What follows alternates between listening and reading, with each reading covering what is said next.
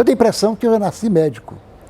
Eu tenho a impressão que o meu desejo de ser médico é a mais tenra infância possível.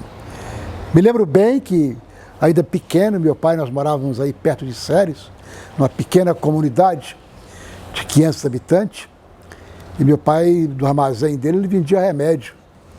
E depois, inclusive, ele tinha uma farmacinha junto ao armazém. E eu adorava, já desde sei lá, 5, 6 anos de idade, tirar a temperatura das pessoas, e já sabia olhar, e dizia, olha, eu vou me tornar médico. E Deus, na sua soberana vontade, me encaminhou para isso, e as coisas aconteceram naturalmente, e de repente eu era médico. Eu sou ginecologista. É muito interessante porque durante o meu 6º ano no Hospital Evangélico aqui, eu fiz meu internato aqui no Hospital Evangélico. Eu estou no hospital desde o meu 4º ano de medicina. Naquela época o acadêmico participava mais do hospital, porque tinha poucos médicos e pouquíssimos acadêmicos, né? Havia só uma escola de medicina em Goiás, e uma em Brasília, Redondeza não tinha escola como hoje. E naquela época no 6º ano eu era anestesista, eu dei muitas anestesias, aprendi e resolvi fazer anestesia. Depois, mais ou menos no final do meu curso, apesar de ter feito muitos partos, eu era o responsável pelos partos durante a noite, no meu internato, eu que fazia os partos, eu resolvi ser cirurgião. E resolvi fazer um curso no Rio de Janeiro, de cirurgia geral, que o hospital naquele tempo precisava.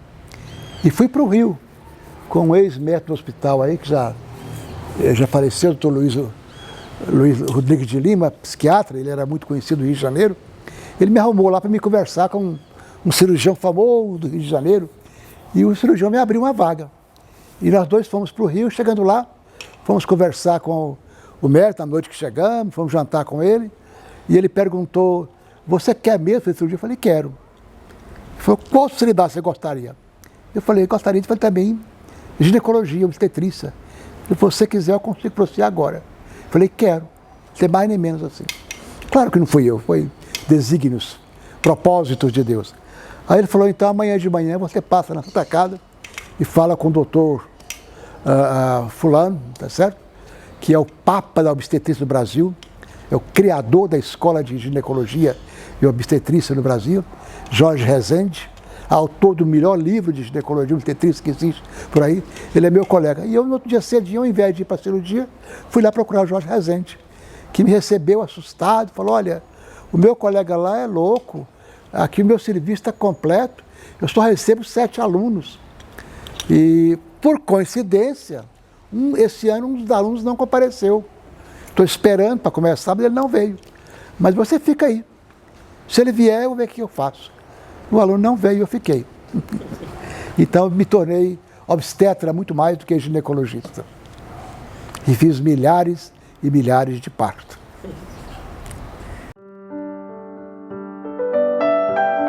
Relacionamento.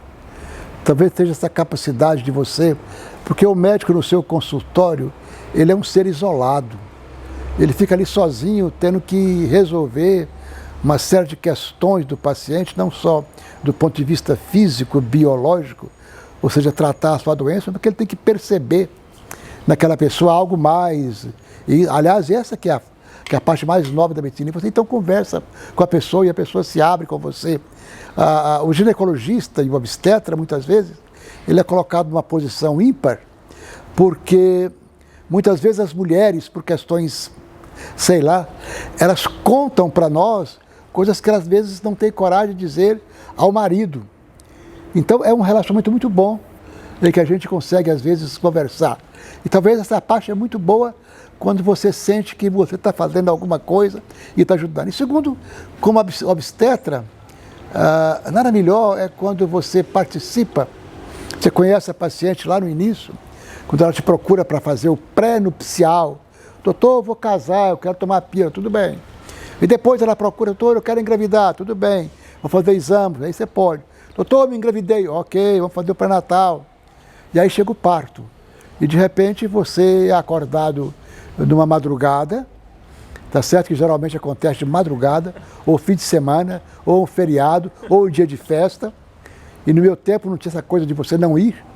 Hoje eu mando plantonista. Não, eu ia em todas as minhas pacientes, qualquer hora que fosse. E você chega lá e tem uma paciente em trabalho de parto, e naquele tempo também, no meu tempo, a maior parte dos partos eram normais. A cesárea era só realmente uma indicação muito precisa da obstetrícia, só se realmente houvesse uma necessidade obstétrica. E aí você, com aquela paciente, com as suas dores, e ela grita, etc., é muito trabalhoso.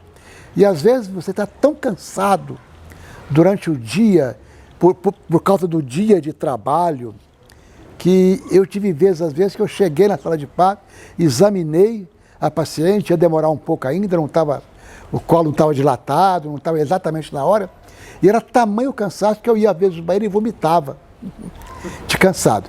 Porque eu tinha passado o dia trabalhando e a outra noite também. Mas aí de repente você vai, a criança nasce, e aí vem a parte boa. Todo aquele cansaço, toda aquela temor, aquele de ficar à noite, vai embora quando você é contemplado, primeiro como o choro da criança, é uma vida que te vem. E segundo, quando a sala de parto, ela é iluminada pelo olhar brilhante da mulher mãe, porque é diferente. Aquela mulher que deu à luz, ela tem um olhar novo, ela olha de maneira diferente para aquela criança, etc. E isso é extremamente compensador. E aí, quando você coloca aquela criança nos braços daquela mãe, algo se forma, uma áurea se forma de repente e paga a gente muito mais do que qualquer honorário médico. Isso é realmente a alegria. E depois acompanhar aquilo, e muitas vezes comigo, eu fazer o parto daquela menina que nasceu comigo. E depois fazer o parto daquela menina que nasceu com a menina que nasceu comigo. As minhas netas obstetras. Isso tudo traz alegria, isso tudo traz satisfação, isso tudo traz a mostra que realmente a gente está fazendo alguma coisa, está fazendo algum trabalho e que só pode ser realmente bênção de Deus na vida da gente. É muito difícil ser médico hoje em dia. E os meus filhos são médicos, eu vejo aí como tem sido exercida a profissão. E, infelizmente, perdeu-se muito daquilo que realmente é a arte de ser médico. Ser médico não é simplesmente você ter conhecimento técnico. Esse é obrigatório. Ser médico é muito mais do que isso. Ser médico é você ser um sacerdote também e você ter um relacionamento com o seu doente. Durante a minha prática médica, durante os anos em que eu exerci de maneira real e completa a medicina, alguns médicos diriam, olha, do paciente só fica o honorário, do paciente só fica o dinheiro. Comigo não. O dinheiro foi o extra. Foi algo que veio, me ajudou muito, precisava dele, mas foi algo muito diferente, foi um relacionamento. Foi você saber que você estava contribuindo para alguma coisa, tá certo? E que as pessoas realmente dependiam um pouco de você. Então é muito bom hoje em dia, quando às vezes eu encontro alguma paciente antiga e depois que a gente fica velho, isso acontece. Doutor, você lembra de mim? Faz 30 anos que eu fui sua paciente e graças a Deus eu tenho memória boa e eu me lembro, tá certo? A verdade é que o relacionamento foi tão bom que a gente lembra e lembra com alegria. Então, o que aconselharia os novos médicos? Que tratem seus pacientes como pessoas humanas. Mais ainda, que trate o ser humano, não a doença. O grande problema, às vezes, hoje em dia, é que o Alex chega para me consultar e eu olho para ele e pergunto, o que foi, moço? Eu estou com uma dor aqui, espera um pouquinho, vou te pedir um exame, o senhor faça, me traga, eu vou ver. Próximo. Não é assim. Porque na medicina a gente aprende que tem que haver uma anamnese completa, ou seja, um histórico. Eu tenho que perguntar, a gente aprende isso no livro, lá no 3º ano, na semiologia, chama queixa principal, que é QP que a gente chama, queixa principal. O que é dor aqui? Mais. E aí vem histórico, por que começou, quando começou, quanto tempo dura, quais são as características, o que faz dar a dor, o que faz piorar a dor, e depois vem a história familiar, e depois vem a história de uma montão de coisas. Aí vem o exame físico, em que você vai examinar o paciente, examinar todo. Aí sim, se você achar que você precisa de um exame, e hoje em dia os exames são fantásticos. No meu tempo, no começo, não tinha ultrassom. Eu descobri a posição da criança, era no dedo. Não tinha tomografia, não tinha retomagnética, não tinha nada disso. Os exames de sangue eram restritos, não tinha dosagem hormonais, eram poucas. Mas então a gente tinha que se virar para fazer o diagnóstico. Mas mesmo com esses recursos diagnósticos, o médico não deve simplesmente pedir um exame e se o exame der normal, ele trata. E se o exame der normal, ele fala, então não tem nada não. Não é isso, porque o doente está sentindo a dor. Então eu tenho que realmente saber se aquele doente tem aquela dor. Pode ser que seja uma dor fantasma? Pode. Pode ser que aquele paciente esteja outro problema que não seja físico? Pode. Daí a arte de ser médico, eu tenho que descobrir isso e também tratá-lo, porque é uma doença também. Então, o que eu diria aos novos médicos, seja médico do paciente e não da doença. Trate o ser humano e não o doente. Basicamente isso. Eu sempre louvo a Deus pela oportunidade que Ele me deu de ser médico. Primeiro. Segundo, eu louvo pela oportunidade de ser médico do Hospital Evangélico. Eu praticamente, eu casei com o Hospital Evangélico antes de casar com a Daisy. Porque eu vi como acadêmico. E há 51 anos atrás, quase 52 anos atrás, quando eu entrei como acadêmico, a primeira vez que eu entrei no hospital, que eu nasci no Hospital Evangélico, mas que eu entrei como acadêmico, que alguém me chamou de doutor lá dentro, eu não era doutor, era acadêmico, eu nunca mais me libertei do hospital. E a minha vida foi toda dirigida para o hospital. O tempo todo eu vivia no hospital. Eu nunca fiquei um dia na cidade de Anápolis, se eu não tivesse doente, que eu não fosse ao hospital. Mesmo se eu não tivesse doente. Sempre tinha doente, mas eu ia ao hospital e andava lá dentro. Eu estou assustado, faz 6 meses que eles não me deixam entrar lá. O fato é que realmente isso tudo fez com que eu tivesse uma vida muito boa. Porque eu queria ser médico, fui médico no Hospital Evangélico, o hospital que eu nasci.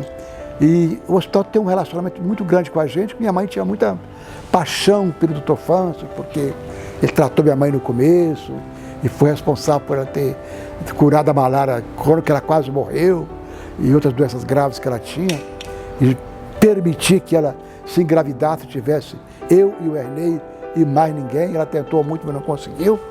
Então, eu sou grato a Deus por ser médico do Hospital Evangélico e por ter realmente contribuído de maneira muito simples, mínima possível, para o bem-estar de algumas pessoas.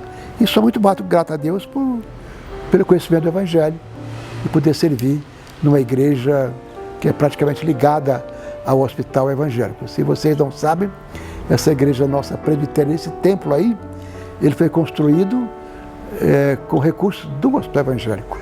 Na época eu não tinha membros suficientes para ter o dinheiro para construir um templo como esse, no começo dos anos 50. Esse templo foi inaugurado no final dos anos 50.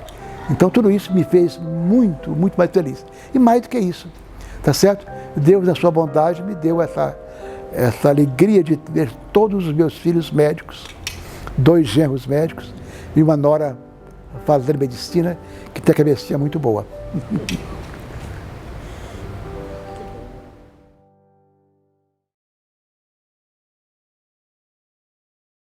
Eu quero dizer de início que a minha barba é o meu protesto contra o meu isolamento. Eu gosto muito de viver entre pessoas e, de repente, por necessidade biológica, meus filhos fizeram com que eu ficasse em casa, não estou indo ao hospital, não estou principalmente indo à igreja, não estou participando de reuniões, então a minha barba. Como médico, evidentemente, me faz uma falta tremenda o relacionamento com os doentes, o dia a dia com meus pacientes, o dia a dia sempre com meus colegas.